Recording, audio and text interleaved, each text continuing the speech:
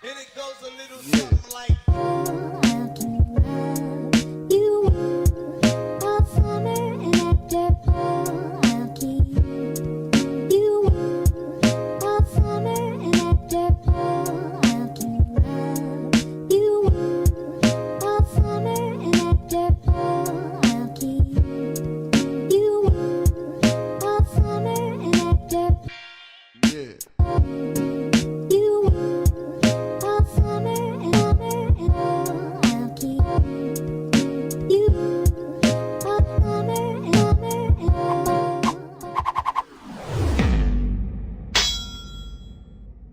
Good morning, Belton High School. I'm Tanner Strife. I'm Savannah Truitt. And you're watching Cutlass TV TV News. Stay safe, Belton Pirates. Here's a story about the recent snow days by Savannah Truitt, Jesse Larson, and Josh Fife. Recent weather extremes have forced administration to cancel school on 2 occasions within the past 2 weeks. These unexpected days off have left students and faculty with mixed feelings about this inconsistent start to second semester. So we've been really lucky with our snow days. The first one last week, we were in the middle of our hardest week of the season, so we actually didn't have any competitions scheduled. It was a little rough. We had girls at the pool when we got the call that school was canceled last Thursday, so we just had to let them go home before the streets got too bad.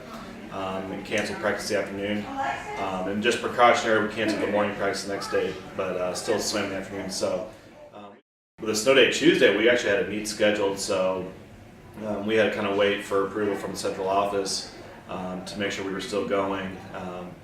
And we were able to get everyone here on time for the bus and get up there, so we had everybody swim and didn't really have to worry about a practice. It's just been a little bit of crimp for some girls, getting to practices over the weekends, but other than that, it really hasn't hurt us too much. So the recent weather that we've had has impacted me a little bit just because we've had to reschedule some doctor's appointments because the doctors were not even wanting to come in on snow days. But it is always nice to spend time with my family, so we get some extra time together. But as far as my classes go, it does make things difficult, especially in math, when you only see your class once a week.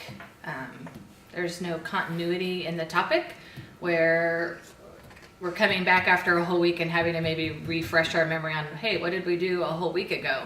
And so that does make it more challenging. Also, because I have lots of seniors, kind of crunches our schedule a tiny bit when we are thinking about that last day of school for seniors, which doesn't change. So now we've got to squeeze even more into even less time, it feels like. So that has been kind of ick. But yeah, time at home is always nice. So there's that. I love the snow days. Yeah, I don't want to be at school, and we don't have to make them up. So that's it. I like snow days. I'm torn about the snow days because I really like that we got the snow days off and that we didn't have to come to school, but then at the end of the year we were going to get off a day before my birthday, so that actually makes me really mad because now I can't do what I wanted to. With Jessica Larson and Joshua Fife, I'm Savannah Truitt for Cutlass TV News. Belton High School now has a bowling team. Here's more on the story by Isaac Peterson. Belton High School recently started their bowling team. Sophomore Chase Roberts explains more on what the team does and when he got started.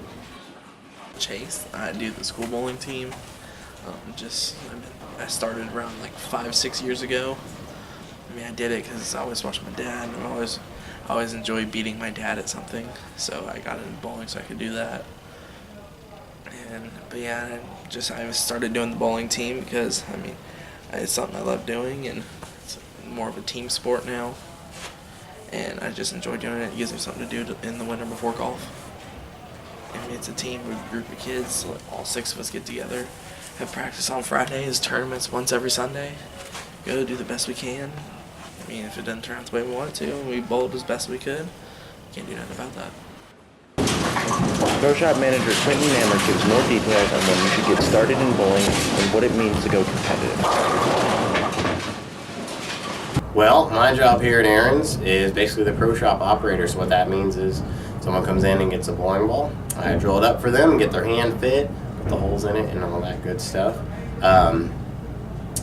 Bowling, I got started in the bowling industry as far as work when I was 16. I worked at Summit Lanes as a porter. and eventually got offered the job here about 3 years later and started running the shop here. So kind of fell into it. I think a good age to get somebody started is around 6 or 7. They're old enough to handle the lighter balls. They start at 6 pounds, and at that age they can usually hold on to them okay. So that's what I'd recommend. 6 or 7 years old is a good starting point for sure. I would say probably competition bowling. Get them started young. Probably 10 is a good age.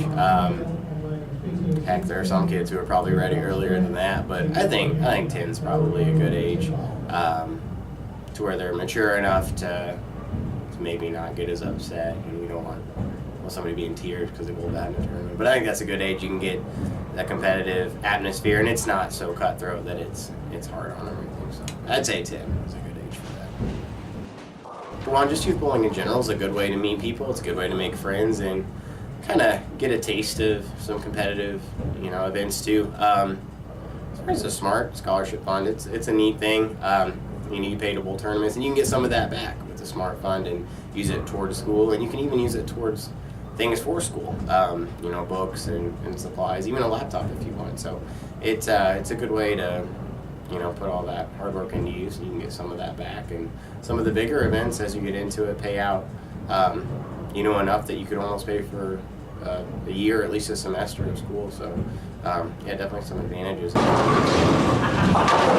USBC, the United States Bowling Congress, basically that's the bowling association, or what sanctions leagues and tournaments. Pretty much it's just certifying the competition or the event. So if you were to bowl, the difference between bowling, let's say a 300 in just regular open play, and then in a league or competition, is that if it's USBC certified, you get acknowledgement for it, you get an award, usually a ring or a plaque or something like that. But anyway, basically that just means certification or sanction is what that stands for, basically. I'm Isaac Peterson with Cutlass TV News. Here's a sneak peek into the making of this year's yearbook by Andrew Clark, Avery Hobson, TJ Brown, and Mason Goffey. 2017-18 school season is coming to a close. That means the yearbook team is harder at work to make us the best yearbook possible. Seniors Lexi Woodhead and Yami Horta tell us about why the yearbook is important and why we should buy it. The yearbook because we did a really good job trying to include more people and just tell more of the story of Belton High School rather than just general information about each sport or club, and just really try to get to the heart of our school. The importance of yearbook is that it tells a story. It's like a scrapbook of high school, and it's fun to look back 20 years down the road or something and just reminisce on high school and all the things it was, and all the good memories and what you did and what you were involved in and your friends. And it's not something you're always going to remember, and so it's good to have a book that recollects all those moments and really tells the story of these 4 years that we were together. I think that people should buy the yearbook this year because it's really different than it has been before. We're just taking a lot of risks in this book. The spreads are really different, and you're not going to flip through the book and think that you're just seeing the same thing over and over again. And also, the cover is pretty different this year. It's something that has never been done at Belton High School before, and we're really excited about it. And I don't know, the staff has just worked really hard this year, and they've really cooperated with the changes that Grace and I have made to the book this year. A yearbook? Whenever I was first offered editor position, I was really excited because you really have a lot of power because people are paying money for the book, and so you just have to know what is appropriate and what isn't appropriate and what's just going to make people look the best because they're buying it for good memories of their high school. So the yearbook is $60, and you have until January to buy it.